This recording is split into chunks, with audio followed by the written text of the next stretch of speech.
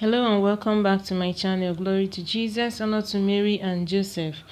Not that long ago, Christian women always covered their heads as church, and now many are choosing to do so once again. While lots of women are going the route of the chapel veil, others are choosing things like hats, scarves, or stylish headbands. What are their reasons for doing this? 1. Veiling is in the New Testament. Be imitators of me as I am of Christ. I praise you because you remember me in everything and hold fast to the traditions, just as I handed them on to you. But I want you to know that Christ is the head of every man, and the husband the head of his wife, and God the head of Christ. Any man who prays or prophesies with his head covered brings shame upon his head. But any woman who prays or prophesies with her head unveiled brings shame upon her head. For it is one and the same thing as if she had had her head shaved. For if a woman does not have her head veiled, she may as well have her hair cut off.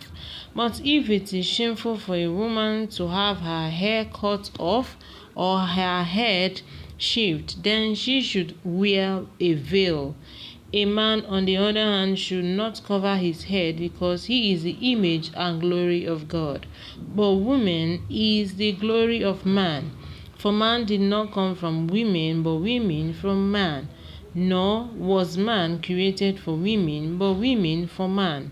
For this reason, a woman should have a sign of authority on her head because of the angels. Women is not independent of man, or man of women in the Lord. For just as women came from man, so man is born of women. But all things are from God. Judge for yourselves. Is it proper for a woman to pray to God with her head unveiled? Does not nature itself teach you that if a man wears his hair long, it is a disgrace to him, whereas if a woman has long hair, it is her glory, because long hair has been given her for a covering? But if anyone is inclined to be argumentative, we do not have such a custom, nor do the churches of God. This is 1 Corinthians 11:1-16. Now I know that it is a hotly debated passage, but let me try to explain. 2. The church veils sacred things.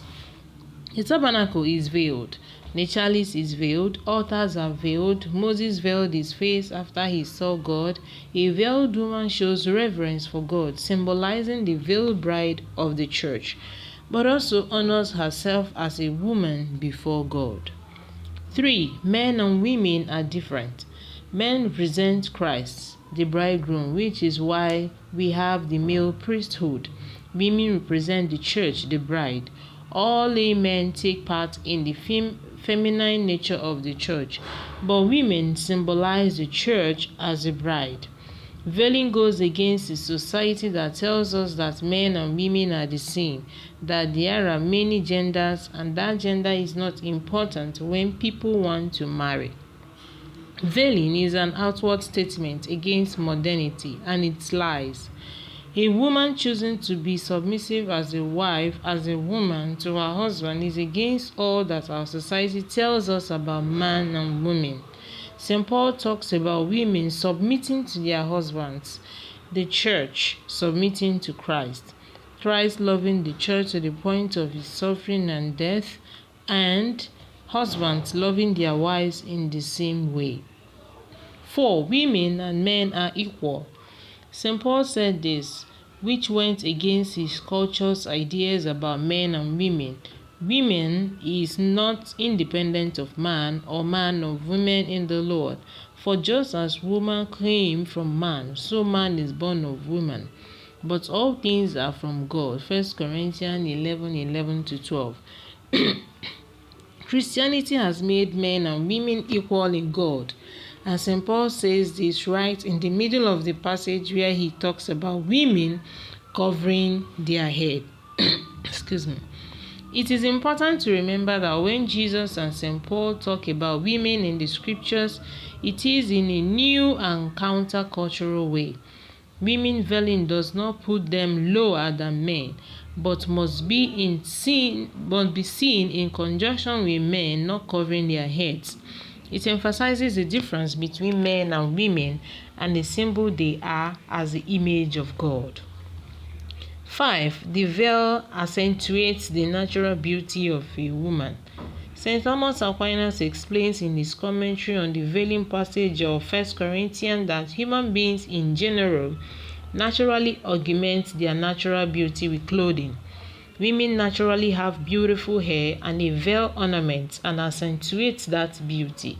In general, we want to bring the best of ourselves to the liturgy, and veiling is a way of doing so. 6. Veiling is part of the tradition of the apostles. St. Paul writes that he wishes the Corinthians to hold fast to the traditions, just as I handed them on to you. He did not make this up just for their culture, rather he passed on a tradition of women covering their heads and men not doing so. This tradition was from the apostles and it was maintained until the 1960s. The 1917 Code of Canon Law required women to cover their heads and forbade men from covering their heads. The 1983 Code of Canon Law omitted the passage about women covering their heads, but maintained that men should not. It is unclear why canon law changed, though it is clear that head covering by women is no longer required by church law. It is also clear that this is a tradition that was passed down, and as laity there is no reason why we cannot continue that tradition even if it is not in the code of canon law. 7. Some women pray better while veiling. Some are choosing to veil not just in the church but anytime they pray in private or in public. It is a way to help them focus. A prayer to pray when putting on a veil when entering a church is, "Blessed am I who am called to the marriage feast of the Lamb." 8. Veiling or wearing a hat immediately dresses one up for church. Whether at church on a weekday or on a Sunday, when a woman puts something on her head, she says to herself and others that she is dressed for church. A working woman can mentally distinguish between work attire and church attire by wearing a veil. A woman who wears mommy clothes all day can instantly be dressed up for church when she puts on a veil. 9. Rubbing oneself in a beautiful veil in the presence of God feels right. It makes the woman feel beautiful, and some husbands find them attractive. The beauty of the veiling is something that honors God in the same way beautiful architecture or beautiful vestments do. They contribute to giving God the worship that is due to Him. 10. Because of the angels. St. Thomas Aquinas explains this statement from 1 Corinthians 11:10, simply stating that it is because angels are present at the holy sacrifice of the Mass that men must show reverence as well as women. Women show reverence by covering their heads and men show reverence by not covering their heads. Women still cover their heads when they have an audience with the Pope.